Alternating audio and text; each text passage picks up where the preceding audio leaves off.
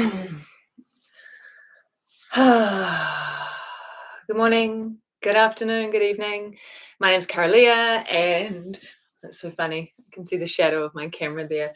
Um, Welcome to this particular live. Okay, so what I wanted to speak to here is what Kundalini Awakening is asking of you. So I've been writing about Kundalini Awakening for, I don't know, 12, 13, 14 years and making videos on it for just as long. I started working with people one-on-one in 2015. And I get hundreds of messages and emails from people going through crisis with Kundalini Awakening. And so I feel like I have a fairly good overall sense, not just from my own direct experience, but from working with all these people, receiving all of these messages. So what is Kundalini Awakening asking of you? It's a call, right? It's a call to awakening, remembering that it's not that Kundalini awakens, it's that we awaken to Kundalini as such. And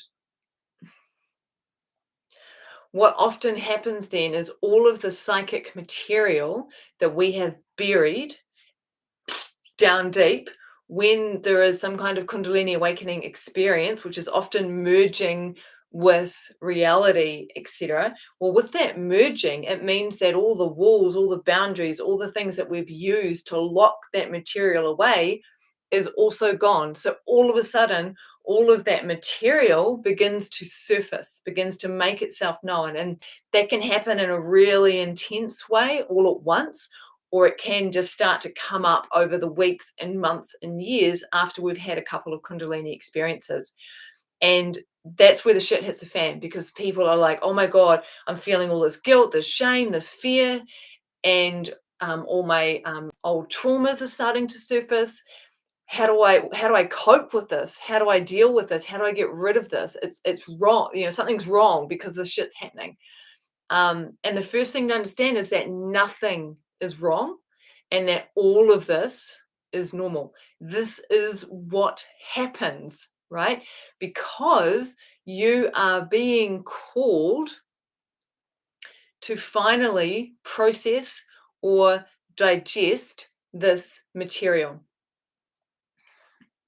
And also what often happens is that the normal psychological defense mechanisms or holding patterns just no longer work. They just don't work anymore. And so the stuff that you'd been pushing away, you can't push it away anymore. You have to confront it. You have to go into it. You have to digest it, right? So this is a good question to ask yourself if you had some kind of Kundalini awakening.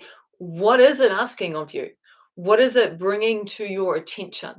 Right? What emotions are starting to surface? What trauma is starting to surface? And then once you acknowledge or realize that nothing's wrong, it's completely normal, this is part of the process, then the next question is, okay, well, what do I need to do? Okay. And establish daily practice, right? You need to practice daily. And when I'm saying practice, that would include embodiment practices, yoga, dance, martial arts, maybe Tai Chi, but that's maybe not quite physical enough. But you need to become embodied, right? You have to get into your body and not be stuck up in your head. You need to be able to feel, like literally, like really feel from the inside, introception. You need to be able to feel your body, right? So embodiment practice is critical. Then you also need to start to do orientation to awareness practices, which is part of the awakening process, where instead of being identified with, possessed by, attached to the thoughts and the feelings and what's going on, you build your capacity to stay orientated to awareness of what's arising. All right. So that's the awareness piece. There's embodiment and there's awareness.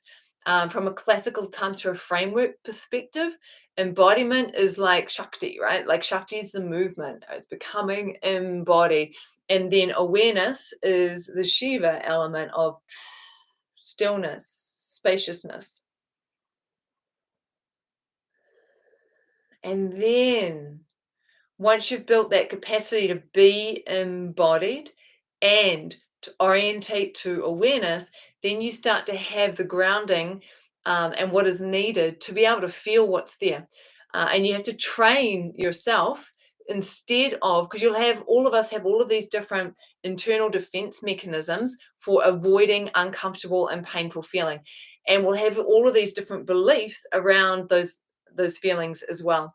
And so literally you have to train yourself to not do what you've always done when it comes to avoiding the painful, challenging, awful emotions. And so the very first thing that's required is the willingness to feel without story, right? So shame is arising, right? Shame is present. To be able to A, be embodied, feel the whole body, B, be in awareness, orientate to awareness, and then C, be willing to feel the shame. Be really curious about the shame, right? Where do you feel it in the body? How does it show up? Does it move around? Like really just feel that shame. And what will invariably happen when you go right into feeling an emotion is that stories might arise, or beliefs might arise, or memories might arise. And it's really important to A, stay orientated to awareness, B, acknowledge those things, acknowledge the story, but don't get sucked into it. Don't believe it, just the story, right? Acknowledge the memories, but don't go off on a little memory trip, right? Just acknowledge it, acknowledge the beliefs, and stay orientated to awareness and keep feeling the feeling, right? There's shame. Feel that. Feel that.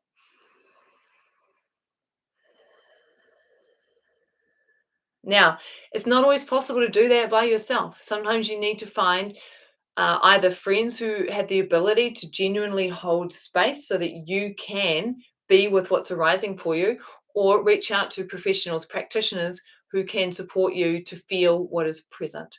Okay. All right. I think that's enough for today. I'm just responding because I get so many emails from people saying, yeah, I had awakening, it was awesome, and then all this stuff, and it really awful. And I'm just like, oh, okay, here's what you got to do. Become embodied, embodiment practices. Learn how to orientate to awareness, right? Increase your capacity to know yourself as awareness. This is the beginning of the awakening journey, or the actual beginning. Kundalini Awakening, not the beginning of the awakening journey. It's just an invite to take that journey. You have to show up and do the work. So embodiment, awareness, and then the willingness to feel what is there. Start to drop those stories, start to notice if you reject shame, if you reject guilt, if you reject fear, if you're afraid of fear, guilt, and shame. Notice that and see if you can, honestly, just see if you can fall in love with shame and guilt and fear. It's just sensation in the body, right? It's just another form of Shakti. It's another form of the goddess. It's just part of this dance of being a human being. And when we reject it all the time, we are rejecting life itself. And Kundalini, really what it's asking you to wake up and to become fully, fully alive. And to become fully alive, you have to embrace everything in life, including shame, including guilt, and including fear.